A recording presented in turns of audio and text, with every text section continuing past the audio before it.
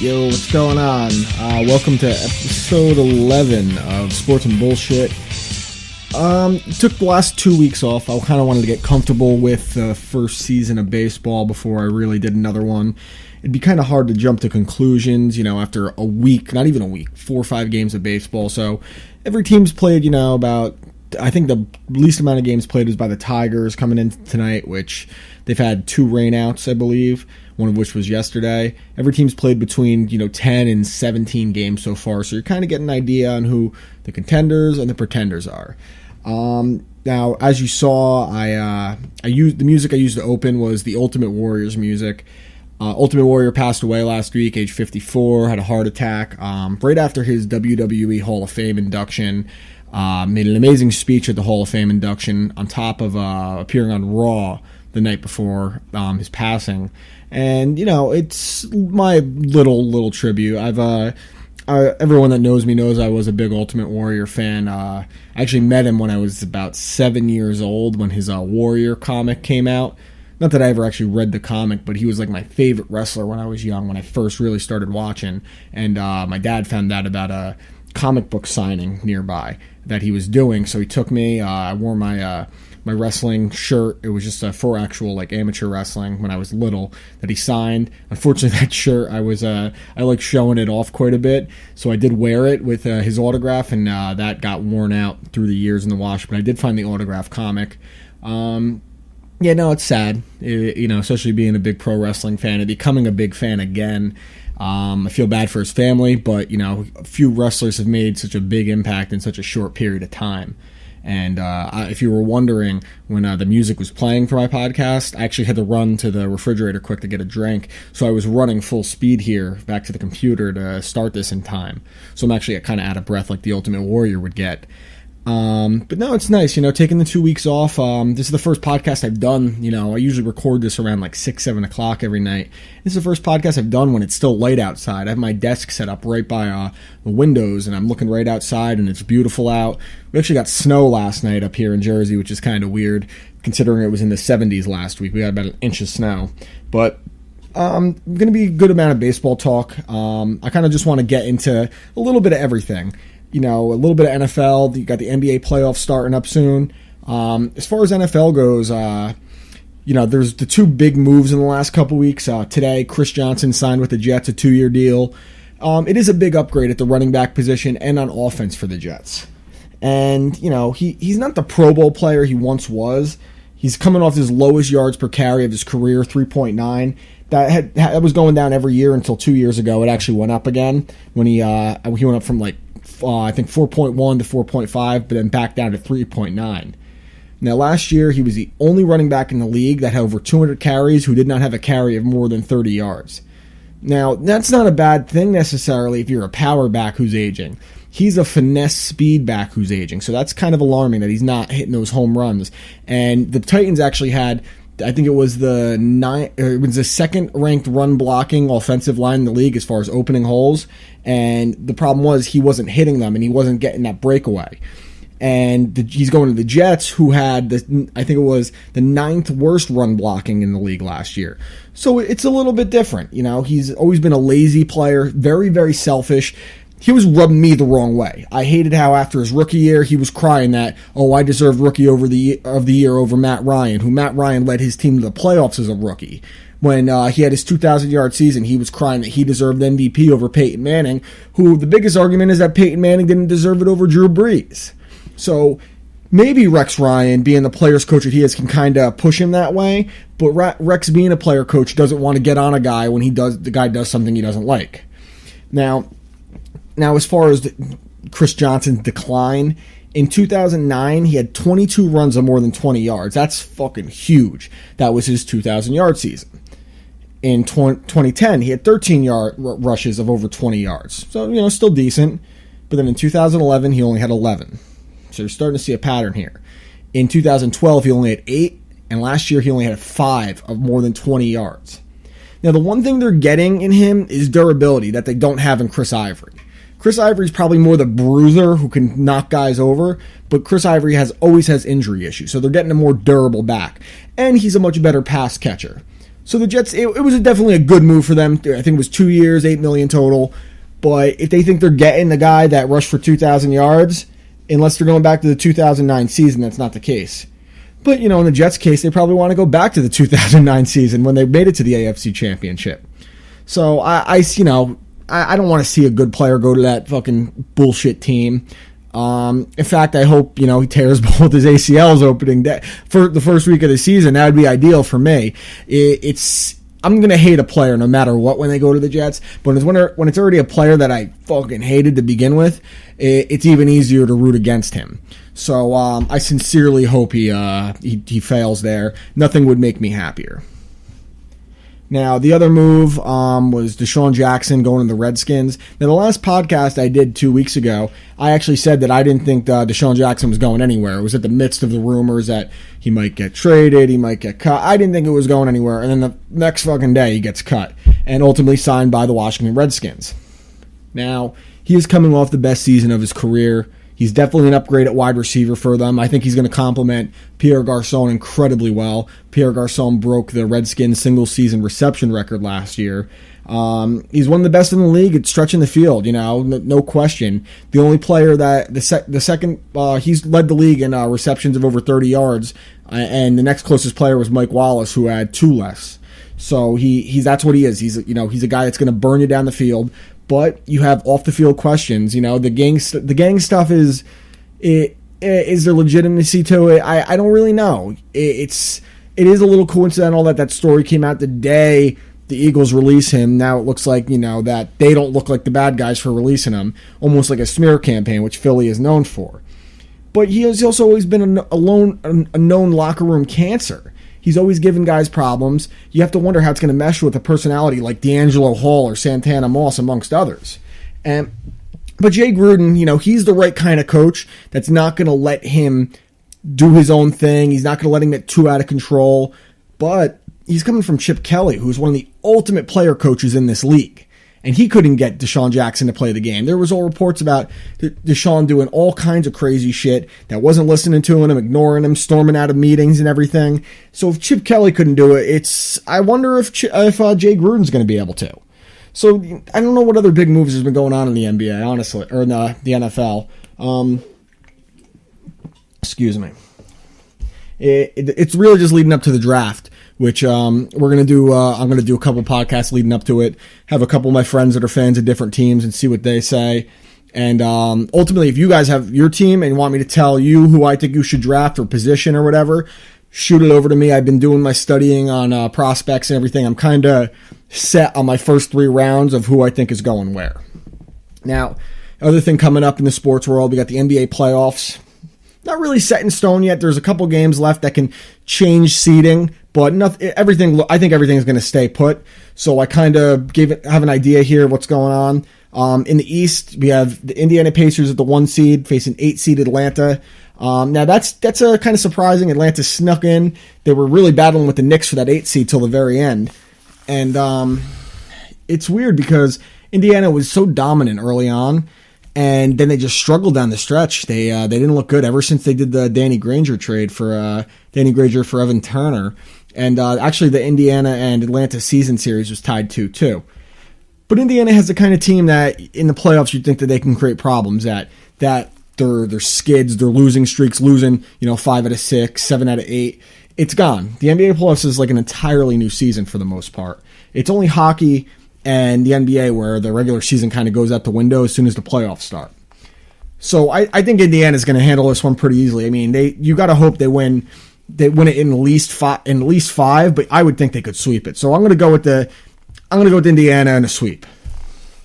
Now, other series we have the Miami Heat and the Charlotte Bobcats. Miami swept that season series. This one I don't really need to break down. Charlotte did some really nice things this year, but they're playing in a shitty Eastern Conference, as all these teams are. So I got Miami sweeping that one as well. I don't see them really having an issue. You do worry about Dwayne Wade's injuries. They did rest him a lot down the stretch, which was smart. But it's two hamstrings, which have been giving him problems. Other series, this one I think might be the best in the East of the first round. The Toronto Raptors and the Washington Wizards. The Raptors won the season series 3-1. Now Washington, they're getting the Nene back for the playoffs, which really, really boosts their defense. I think they give up like six less points per game with Nene in. And the Raptors won, like I said, they won the season series 3-1. But I'm going to go with Washington in the upset. I like how they can run the floor. They're quick up and down. John Wall's been playing out of his mind. And getting the Nene back is going to be huge. They're both very young teams. And either one can roll once they get in the playoffs. Because as good as Miami has been, they haven't looked as dominant this year as the past 2 years. But then again, the past 3 years. Then again, they weren't the 1 seed any of those years either. Now this series is close to my heart. It's the Chicago Bulls and the Brooklyn Nets. Obviously, I'm heavily invested emotionally to the Brooklyn Nets. They are my team. And Chicago, they knocked Brooklyn out of the playoffs last year. Game 7 in Brooklyn. Nate Robinson went off. Now, this year, it's going to be in Chicago. So if there's a potential Game 7, it is not in our house where we have one of the best home records. It's tough. Chicago's the one team I didn't want to play in the playoffs.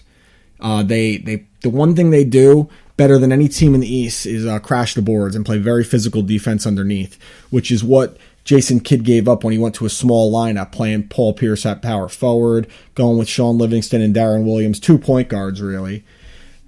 But this year, the Bulls are as different as we are. Last year, they had that explosive guy coming off the bench in Nate Robinson that could just go off offensively. They don't really have that this year. They make no joke about it, though. Tom Thibodeau is a fantastic coach. And Joakim Noah is probably the defensive player of the year, as much as I hate his stupid fucking face and hair. And they can definitely win this series, but I think what the things that Chicago does, or that Brooklyn does, are really going to help them is they're quick. They can score points. Chicago is an offensively challenged team, a great defensive team, but offensively challenged. And the only way Chicago will win this is if they really can just dominate the boards. And the thing that Jason Kidd did so well down the stretch was resting Kevin Garnett for the playoffs, so he comes in with fresh legs. Mason Plumlee has improved tremendously down the stretch. Paul Pierce has played well. Darren Williams has played. Everyone's pretty much played very well. And, they have a nice situation with some bigs on the team between Plumlee, Blatch, Garnett. You have Gay Jason Collins. So I'll be extremely, extremely disappointed if Brooklyn doesn't win this one, because this series is really tailor-made. Like I said, I think it is the toughest matchup beside Miami for them. So I'm going to go with Brooklyn to win this one in 6. I think they'll close it out in Brooklyn.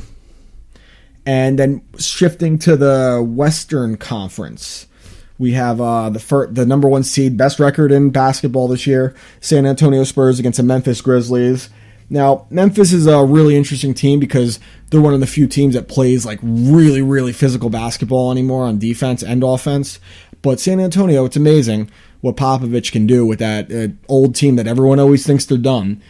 So, San Antonio swept the season series. Memphis kind of had to fight to get that 8th seed. I'll go with San Antonio to win this, but I think it goes 6. And I wouldn't be shocked at a Game 7. That's my thing. I like saying I won't be surprised. So when I'm wrong, I look like I could be right. So I'll go with San Antonio in 6. Next series we have is the Oklahoma City Thunder and the Dallas Mavericks. Kevin Durant, who's probably going to get MVP, even though I would say LeBron deserves it. The Mavs actually won the season series 2-1. Dirk had a nice year. Mavs really played well all year. But it's the Mavs did win the season series, but I think with Westbrook coming back, getting back in the flow of things, as long as he stays healthy, I don't really see the Mavericks giving him a huge issue. So I'm going to take Oklahoma City in this one. I think they win this one in 5. And the Mavs window is really starting to close unless they somehow land one of the big free agents. If they land Carmelo, if they somehow land a LeBron if he leaves, they can do some good things still. Because Dirk still has some life left in his legs. Next series is the Los Angeles Clippers and the Golden State Warriors. They tied their season series 2 apiece. I got to go with the Clippers in this one. Golden State, they won 51 games, or they could win 51 if they win tonight, I believe. It's so weird because Mark Jackson has done a good job with that team, but apparently he's on the way out. If they don't win this series, they're going to get fired, which tells you there's always something going on with these coaches and ownership, almost always, because the players really like Mark. Steph Curry has turned into one of the elite players in this league under him while staying healthy, which is key. But, the Clippers, they've played awesome under Doc Rivers. Blake Griffin has really improved defensively. He's still not much of a low post player, which you'd like to see, but he's given you really good effort. Chris Paul is the best point guard in this league, no doubt. And I can't see Golden State really giving them an issue unless Steph Curry somehow just has a dominant series. So I'll take the Clippers in 6 in this one. And the last series is the Houston Rockets and the Portland Trail Blazers. That's actually a really fun series there. You would think Houston had a better year, but some inconsistencies. Dwight's still not looking like the Dwight that won all those Defensive Players of the Year. James Harden's a legitimate superstar. And Portland, a really, really nice season. I mean, Aldridge and Lillard are awesome young players. This is probably the best series in the Western Conference. One I'll probably pay most attention to. I'm gonna go with Houston here. I think that James Harden he's too explosive. He can do too many things, creating his own shot. On top of them having some solid point guard play. The fact that if Dwight Howard isn't good, they have Aisha coming off the bench, who's a very good center as well. I think they do too many things well. The only thing that maybe Portland has is some speed, but the low post defense of the Rockets is really good. So I think Houston wins this one, but I think it's going to go all 7. I think it's going to be a really, really good series. So, but by the way, the Rockets did win this season series 3-1.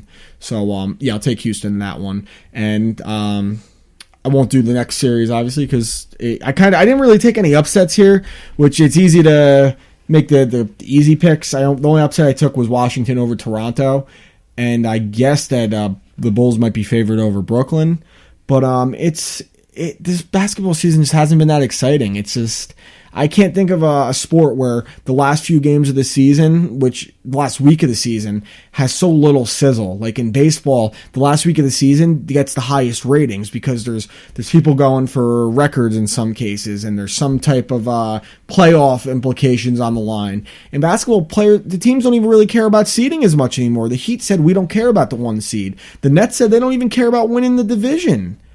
So that's it's showing in the TV ratings too. So hopefully the playoffs will get everyone a little bit more excited.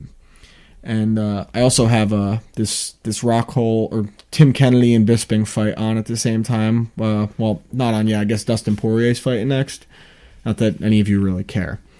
So next thing we'll talk about just some early MLB thoughts. Obviously, like I said, we're about an average of, I'd say, every team's played at least, between 10 and 17 games. The biggest surprise so far has to be the Milwaukee Brewers. I was way off on them. When I did my season prediction show 2 weeks ago, when I was talking about the National League Central, I said I'm not even going to talk about the Brewers or Cubs because they suck, and the Brewers are tied for the best record in baseball. And it's been Carlos Gomez has been huge as far as what he's getting paid compared to his play. He's one of the best value players in baseball by far. And the other best record, I said they share the best record in baseball, is the Oakland Athletics. And they continue to roll. I didn't even pick them to win the division.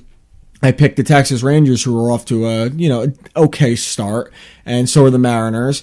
But Oakland is just they always seem to do it. They always seem to have these players that can just pitch, hit situationally, and play very good defense. And they have a very good manager as well.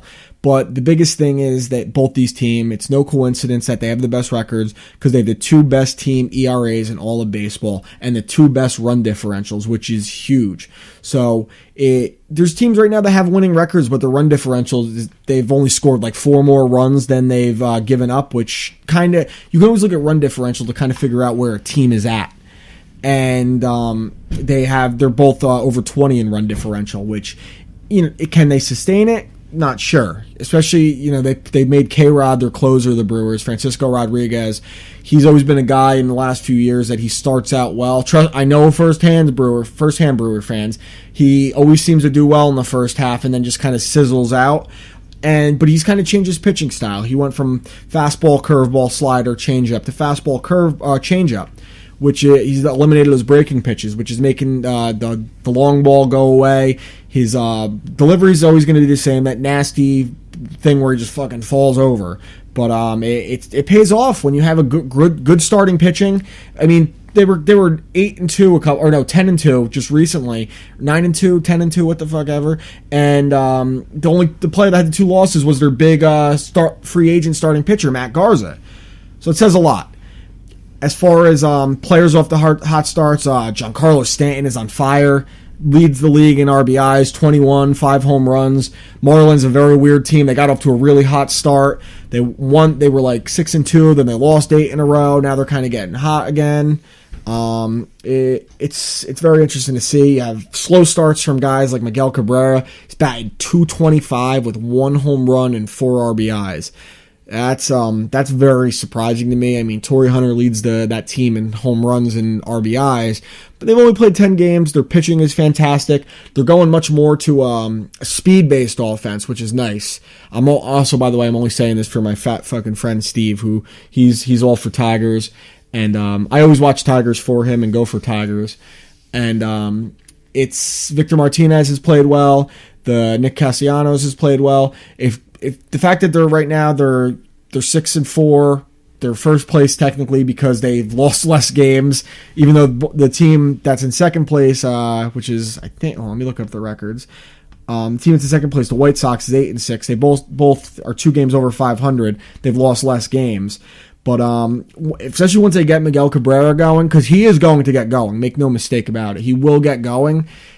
Some people are trying to say, "Oh, well, he lost Prince. Look what's happening." Losing Prince Fielder didn't. Miguel Cabrera was an amazing hitter before Prince Fielder was there. It's just, some guys get off to slow starts. Give the guy a break. He almost won back-to-back Triple Crowns, for Christ's sake. So he's off to a slow start, but the pitching's been great. Other players off to slow starts. Robinson Cano, at least in home runs, he hasn't hit one yet, but he is batting .320. He's spreading the ball to all fields. Mariners are off to a nice start. Their pitching has been good, obviously with King Felix. So they just called up Nick Franklin today. He'll add a little more offense for a defensive downgrade at the infield.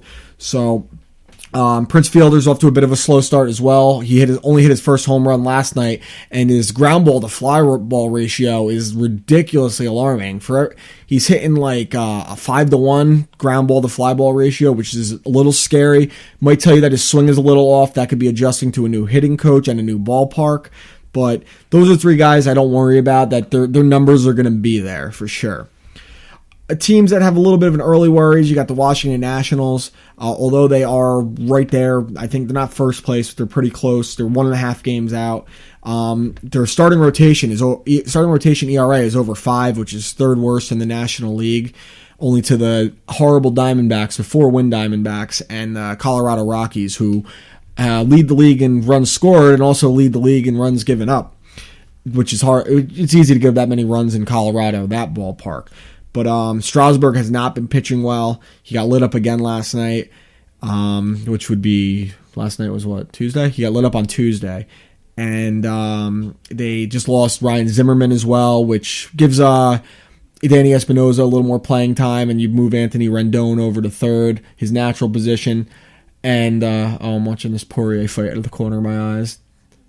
But the other problem with the Nationals is they can't beat the Atlanta Braves. They swept the Mets, and then they won their next series as well, and then they couldn't beat the Braves. Literally, like 3 days ago, every loss they had was to the Braves. That's not good if you want to win that division. You're fine to get swept by the Brewers or the Rockies or the Dodgers, but you can't get swept by a team that's going to be your direct competitor if you're trying to win the division.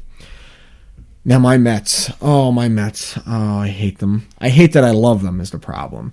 They're 8-7 right now, which is, nice. I feel like they should be a bit better because they had a couple games that I thought Terry Collins and company threw away. The bullpen threw away. And it looks like Poirier is about to get this submission. I don't even know who the fuck he's fighting right now. Sorry, I'm watching this out of my eye. As far as the Mets go, the bullpen started out horribly. They got off to that awful 0-3 start. I was at opening day when they had the big home run off Strasburg in the first and gave it up. The bullpen gave it up. They lost in extras. And the bullpen's been pretty solid since then. I'm amazed that they're 8-7 considering David Wright's not hitting really. He had the flu for the first week and a half of the season. Granderson hasn't been hitting. I don't know if he's been affected by it. So it's I'm surprised they're 8-7. The starting rotation's been solid. They've been one of these teams where they just have this one inning that kills them. Like Dylan G is the best example of it. He'd be so good in the first half of a game, and then one inning he just gives up a 3-run home run. But he was fantastic today. Had a perfect game through 5, in fact. Now, the Juan Lagares was the best hitter on the team coming into the game 2 nights ago, and he pulled his hamstring, and he's on the 15-day disabled list. I hope to get him back soon. Team's getting Chris Young back, which will be nice. You'll have Eric Young, who's been on fire. He's got 9 stolen bases, hasn't been caught once, and he's scoring 2 runs per game on this road trip, which was an interesting road trip to say the least. Now, they still have this weird first base issue with Duda, Lucas Duda, Ike Davis, Josh Satin. It looks like Duda's the full-time first baseman. Since they named him the first baseman, which they should have done in the first place, he's batting .333. And he's driving the ball well. He's driving in runs, which is nice. And the bullpen, like I said, after that opening series has been awesome. Specifically, Kyle Farnsworth and Carlos Torres have been fantastic. Valverde's had a couple bad outings. He blew a save against the Angels, which we ended up winning that game eventually anyway. And then today he came in with a 5-0 lead and gave up 2 solo home runs, but settled down. The defense has been awesome, which I was kind of worried about the infield defense. They have the best fielding percentage in the league right now, and they said the team has 9 defensive runs saved, and the next closest team has 5. So that was a recipe for this team. Pitching, defense. That's what you need. And Ruben Tejada is also still a dog shit player. I'm just going to say it. Go sign Steven Drew. He's still out there. He won't cost you that much. As far as other things, Masahiro Tanaka has been on fire. He's got 28 strikeouts through his first 3 starts. It looks like Poirier just won his fight too. I looked away for half a second, but Tanaka's been on fire, dominant. I watched his start today. He went 8 innings, gave up 2 hits, 2 bunt single hits, which is amazingly impressive. The thing he's doing so well, he's changing eye levels, he's working the corners. His breaking stuff, when it's on, is absolutely disgusting. Hold on, here's the knockout. Hit him with an uppercut first, and then what was it? Another one? That uppercut was nice. Good for Poirier, good for Nolans, getting that win for the hometown boy. Nice finish. But Tanaka, he's probably been the best pitcher. I know Pineda, his ERA is lower, but Tanaka, as far as just that stuff that can just make a team uncomfortable and mess up their whole lineup, Tanaka's been there. And I'm admittedly not a fan because I hate Japanese players any kind. But good for him. He's lived up. He's earned his contract so far. You got to see how his season wears on as the league adjusts to him and the batters adjust and how the season wears on him, which is always the issue with these Japanese starters. Don't forget that Daisuke in his career got off to a great start as well. Not necessarily this good, but it'll be interesting to see. He's been impressive. The Yankees sit atop the AL East right now. Not very comfortably. The whole division's kind of just been plodding right now. The Red Sox are off to a really bad start. Toronto is starting off strong, and they're getting Jose Reyes back soon. The Yankees have some injuries right now. They just lost backup catcher Francisco Cervelli. Jeter's been nursing a tight quad. Teixeira's on the disabled list. Lost their closer, David Robertson. But they're winning games, which doesn't matter who's in there winning. It doesn't matter if they're a superstar. If you're winning, what does it matter? So Joe Girardi's doing a good job. It'll be really interesting to see as another one. The season wears on with these older players, how it works out and what they're going to do in situations once they've had this guy Solarte playing for him in place of Cano, moving him around second, third, and he's been hitting the ball. But the knock on him has never been his defense. It's always been his bat. So you have to wonder if he's going to live up to it. And the other thing the Yankees aren't really doing, which you're kind of surprised at, is hitting home runs as much as you're used to. So you got to think as the weather heats up, that'll heat up too. But you also don't expect the Red Sox to be as bad as they've played. As far as the AL West goes, like I said, the Athletics are in first place. Rangers were my pick to win it. I'm still going to roll with them. I think Prince will get it together. They'll get Beltre back. They only got Yu Darvish for one start so far, I believe, and he was dominant. So I think the Rangers, as the season goes on, they'll pick that up. So I'm going to keep it short today. That was pretty basic as far as the baseball goes. You can't call anyone, your early season MVP or Cy Young winner because it's been fucking 2 weeks. For all I know, by the time I do this one next week, the Mets are going to lose every game this weekend to the Braves, in which case I might not be alive because I fucking hate the Braves. So I'll jump right into the Q&A. Not that many this week because I did it on very short notice. First question is, was Philip Seymour Hoffman's best performance as Dusty in Twister? I love Twister, admittedly. I'm a sucker for those disaster movies. As bad as they are, I love them. And when I was little, true story, when I was little, I'm talking like 8, 9 years old, I wanted to be a weatherman. And Twister was like my favorite movie. My parents had like call me inside because I'd go outside and look at thunderstorms. And me and my friends would go on our bikes and look at lightning storms. And I watched Twister like 2 times every day for years. So yeah, Dusty was he should have won an Oscar for Dusty. And may he rest in peace. Will the refs cheat for LeBron James again this year? I hate this thing, that LeBron gets calls and that's why he gets to the finals. Listen, he got to the finals with the Cavs when everyone loved LeBron. The LeBron hate didn't really start besides Kobe fans until he went to Miami. He got to the finals with a shitty Cavs team. And he does get calls, but most superstars do. Because you know what? They earn that right in some cases, and he's always in a position where he can get a call because he is the best player. He puts himself in a position where all the attention is on him. So, no, the refs won't cheat for him. If he gets to the finals, then he earned it. And the follow-up question in this LeBron question is, who's going to win it all in the NBA? I would love to see the Nets do it, but I'd probably right now say the Heat. You got to see how the first series kind of plays out with them and whoever, I forgot who they're playing already, Charlotte. But I would say the Heat right now. Next question is, who loves orange soda? Well, history would show that Kel loves orange soda, and it's true. Next question. When does Blake Bortles go in the draft? See, Blake Bortles, he's getting like the most hype in the draft, and I'm just not that impressed by him personally. It's just, I don't know. His arm's decent, but he short arms a lot of throws, which you don't ever want to see. A guy with the great arm that had the short arm throws all the time was Chad Henne. Now, his footwork is a little bit better than Chad Henne's, but I don't know. I'm not a big fan. His arm angle when he throws is odd. I don't like his vision on the field. And I think he gets a little pocket happy, which is similar to Henne too. So he gets those heavy legs in the pocket. He got quick on his feet, but heavy legs when he throws. That's what leads to those short arm throws.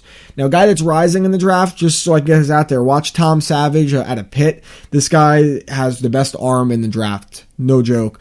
But as far as where Bortles is going to go, I'm going to say he's going to go top 10. Now, that could change, because I'm not gonna make any definite predictions, because this draft day everyone seemed to sour on the quarterbacks pretty quickly, which is weird. And that's Bridgewater, Manziel. It seems to kind of be changing. Manziel's Wonderlic was the highest, Bridgewater's was the lowest. I don't believe in the Wonderlic test personally, but I think that it'd be stunning if Bortles didn't go top 10. Next question is, can Brock Lesnar finally go away and never return? I don't want that, man. I like what Brock's doing. I know people are upset that he ruined the streak, and I legitimately seen the streak die. It was like, I was stunned. I'm a huge Undertaker fan. I'm a Brock Lesnar fan, but I didn't see it coming. And I love the fact that I didn't see it coming. Like, who the hell saw that happening? And the follow-up question to that, who saw that coming? And when is the last time wrestling shocked you like that? That was ridiculously stunning. And the reactions in the crowd after, not just the funny ones, but like how quiet it was. No one saw that coming at all. Everyone thought it was fake at first and it wasn't supposed to happen. So it was Brock the right guy to end the streak. I still say I would have liked to see a younger guy do it, whether it was a Bray Wyatt, a Cesaro, a Roman Reigns. But if this is what The Undertaker wanted, how can I argue with it? He earned it. And Brock does give all in his matches. He takes bumps better than any big man I've ever seen. He physically puts everything into it. That match wasn't great because The Undertaker got a concussion early on. It wasn't even like a suplex or a pile driver or a power bomb. It was on a double leg that his head hit the mat awkwardly, and it was a pretty severe concussion too. And that's why you saw them go to these just punches to the body and everything. So, no, Brock needs to stay, and I hope he headlines WrestleMania next year in a match with either like a Cesaro or a Roman Reigns type. Next question is, what do you think of Masahiro Tanaka? I just said it before. He's been amazing. He's been great. The strikeouts, the thing he's doing well is adjusting throughout a game to how the batters are adjusting to him. Almost every pitcher in baseball, you'll see that their batting average against them does slightly go up as a game wears on. Batting average, slugging, on base percentage, which you would expect because the pitcher gets tired and the batters kind of get into a groove for what the pitcher has that day. So that's going to be interesting to see as Tanaka, you get more and more tape on him, and you're going to have to see how he does with if he gets himself to do a bases loaded jam in an inning, which you haven't seen yet. That's where you're really going to learn a lot about him. But he has been fantastic so far, make no joke about it. And like I said, let's see as the season goes on. Next question is, who do you think will be the first pick in the NFL draft? I've been saying this since the season ended when people were asking me. It's going to be Jadeveon Clowney. I have no doubt. Like I said, the people are souring on all these quarterbacks, and I think Houston is one of those teams. So I think that they're going to take Clowney to line up opposite J.J. Watt to give Romeo Crennel's defense something really, really nasty to work with. I mean, even if they don't get a quarterback this year and they roll with whoever it is they signed or they draft a quarterback in the mid-rounds, teams are going to fear facing that Houston Texans pass rush. I don't care who your quarterback is. Andrew Luck is going to be running for his life. And that could win them games. Even in the 1 year when they don't have a quarterback, that can get them, into a spot to fight for a wild card. So Clowney will be the first overall pick. What did you think about the ending to WrestleMania? I loved it. Daniel Bryan had his moment. He had a great match at what I think was one of the best WrestleManias I've ever seen. Not the best, one of the best. It was a nice moment with his sister and his niece coming in. Batista put on a very good match, as did Randy Orton. Orton had that awful RKO through the table after the Batista bomb where his back landed on that monitor. It was cringeworthy, but it was awesome. What do you think about the past two Monday Night Raws? This past Monday's was nice. The Ultimate Warrior tribute was really good. I had to see it on a replay, but it was really good. And the ending was cool with the Shield, with the Evolution coming out again. No one really expected their music to hit. I just hope it's not something where the Shield will be putting over Evolution, because that's silly. Now this one is kind of interesting. Another wrestling question. Which member of the Shield will be joining Evolution at Extreme Rules? I didn't really think about that. That's an interesting scenario because, Evolution was 4 people back in the day. It was Ric Flair was the 4th, and he's not there. Now, they've been talking about splitting up the Shield for a while. One of them turning heel, which would probably be Ambrose. So if this case, one of them would turn on either Reigns, Rollins, Ambrose. One of them would turn on their teammates and join Evolution to get them a 4th member, so they can maybe put one of those guys in a title run. That's not a bad idea. I mean, if I had to say anyone, I'd probably say Ambrose, just because he's the one that when they were teasing at his Shield split up, he was the one that was involved. But I feel like it could just as easily be Rollins too. I don't think that's going to happen, though. I think that the Shield, all 3 members are so hot right now with the fans that any one of them can be a real babyface character right now. But Ambrose is much better as a heel. What are your top 10 WWE stables of all time? 10? That's a lot to name. I mean, number 1 will be NWO. There was nothing like that until it happened. There was nothing like that. I mean, Hogan turning heel, then you had 2 other greats in Nash and Hall, and then the people, all different wrestlers joining. It got kind of silly at the end, but the NWO was awesome. Especially that was a good stretch where WCW was the far superior product to the WWE. D-Generation X was phenomenal. The Ministry of Darkness, Undertaker's group, I loved as an Undertaker fan. You had a bunch of interesting characters in there. The Corporate Ministry was interesting. That was an interesting time. Evolution was cool for its time too. That was an interesting idea when it happened. It's so hard to think of others. I mean, Four Horsemen obviously was a big one. Nation of Domination was funny. That was they did some good stuff with DX. Had some good guys in there. That's where The Rock really got his first kickoff start. They made Farouk dress ridiculously. And I know I'm alone in this, but looking back now, the Right to Censor was fucking funny. During the Attitude Era, just trying to censor everything that the WWE was doing. Not that they had the Good Father, Val Venus coming over, Ivory. It was funny. Where is Paul Woods? All right, Paul Woods is this manager I had at a company I was working for a while. Very interesting old man. Me and him butted heads a lot. He looked like a real life version of Elmer Fudd, actually. And me and him butted heads a lot because he liked trying to prove a point with me because I didn't take his shit or any other managers. I was respectful, but I didn't take their shit. And we butted heads. Like, we had a full-on screaming match the one time. People thought I was about to jump like a box of printers and lay him out. And I learned to like the guy. I don't know where he is, but he's pretty old, so I can't imagine it's anywhere good. Who has more girth, Vern Troyer or Shaquille O'Neal? Oof. Well, on one side of things, you got Vern Troyer, who's like the size of a fucking gallon of water. So you got to think either everything's on him is really small, or the fact that everything's small that his dong is going to look huge. Then you have Shaq, who is huge, and I'm sure he's got a huge colossus dong. So I'm gonna go with Shaq because of the size and his race, because it's true, black guys generally have bigger ones, from what I've seen at least. Next question: which city will the next Law and Order take place in? How many Law and Orders are there now? They have Criminal Intent, SVU, regular Law and Order. I think that's it. 3. Isn't CSI the one that does all different cities? Make it like a really boring city. Like, let's go somewhere in Oregon where people that wear Velcro shoes and have bad teeth and work at Walmart and don't have friends and don't get laid come from. Next question is, what do you want the Dolphins to do in the draft? Well, obviously they got to draft some offensive line pieces. I know they signed a bunch of guys, but you're down 2 guards. I would like to see them change it up a little bit. Take a risk. Take an offensive player. Take a wide receiver. Take a Marquise Lee in the first round. Line up a guy to go opposite Mike Wallace, Brian Hartline, but they do have a real logjam at wide receiver right now. I'd like to see him take a risk. I think my first round pick, actually, I'd probably go CJ Mosley, get a little more better instincts at the linebacker position. So, but offensive line, linebacker, and then I'll say tight end, wide receiver. That's how I'd rank them right there as far as what they need.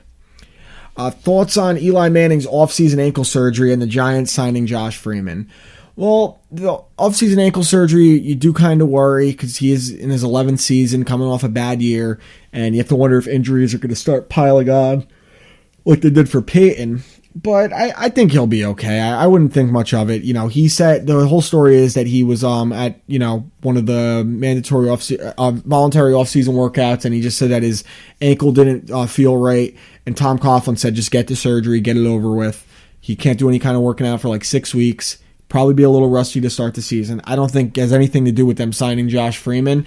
I just think the fact of the matter is that they don't like what they've seen from Ryan Nassib, who they drafted in the 4th round. And they don't want Curtis Painter as their backup, because who would want Curtis Painter as their backup? I don't want Curtis Painter as my backup in Madden, and that's when I turn off injuries in my regular season. So Josh Freeman, it's definitely just to have a better backup, because you want to have a good backup. And maybe, in a position where he can be behind a guy like Eli who puts in the necessary work, even when he's not playing well. Eli's never a guy that's going to get lazy, which has been Freeman's problem. What team do you think needs to have the best draft in the NFL? That's a really, really good question.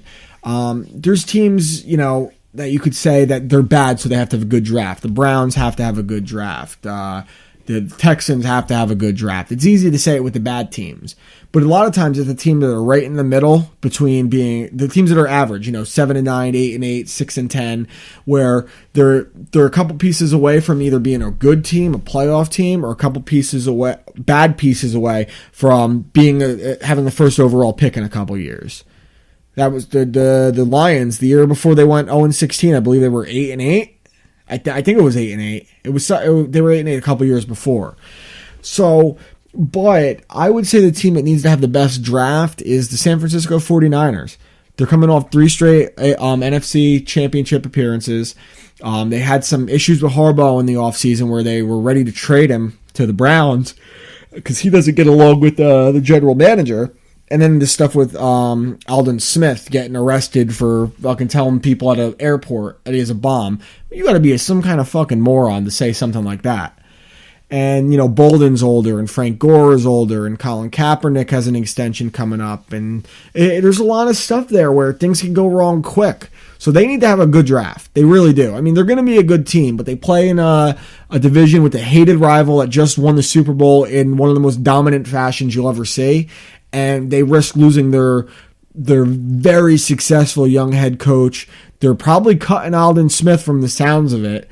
I think they kind of have to now. The guy, he got arrested twice. They put him in rehab for 5 weeks. He got stabbed. So I would say the 49ers need to have the best draft for sure. Have you been questioned by the police for your Facebook statuses yet? Okay, if you don't look at my Facebook ever, I post questionable statuses. I post things that kind of ruffle people's feathers, whether it's about rape, pedophilia, domestic abuse, nothing racist yet. I want to see it piss people off. Now, my theory behind it is I can wean out the phony people. Anyone that's known me for more than a year knows that I don't take much seriously, especially something like fucking social media. So if someone messages me, they're offended, and I let them know, good, then you should be, because you're self-conscious about whatever that issue is. So what? You got raped. It happens. Big whoop. You put yourself in that position probably. And it's just fun, man. It's funny to goof around. So I've not been questioned by the police. I've had people delete me, block me, report me. I'm amazed I haven't gotten suspended from Facebook yet, because that's kind of what I want to see happen. So we'll see. But no, I have not been questioned by the police yet. And the last question is, why are you a Mets fan? Man, I'm a Mets fan because I like pain. I like misery. I like being upset. I like rooting for a team that I know is just going to let me down. I like rooting for a team that, even though I know they're going to suck, I expect more. But the real reason I'm a Mets fan is because of my mom, she's one of the few women I know that you can have a legitimate, intelligent sports conversation with, to her credit. She actually knows her stuff, especially when it comes to classic baseball talk. She taught me a lot of Mets history, and she's someone I can still sit there and watch a game with and not be like explaining every little thing, and I can argue with her intelligently as well. So she's one of the biggest Mets fans I know, if not the biggest Mets fan, and I did adopt her 2 teams, the Dolphins and the Mets. And I blame her for my misery in sports as well. Well, I'm going to wrap it up. The fights are still on. I'm going to go finish up watching them before I head to the gym. Thank you for listening. I kept it short. I feel like I didn't do very good on this one, but I had to get some of this stuff out and keep it going. If you have any questions, comments, anything like that, shoot them over to me on Facebook, Twitter. Criticism, I don't care what it is. Send it over. If I don't like it, I'll just tell you I'm offended and report you to social media police. Thanks for listening. I'll see you guys next week or the week after. Later.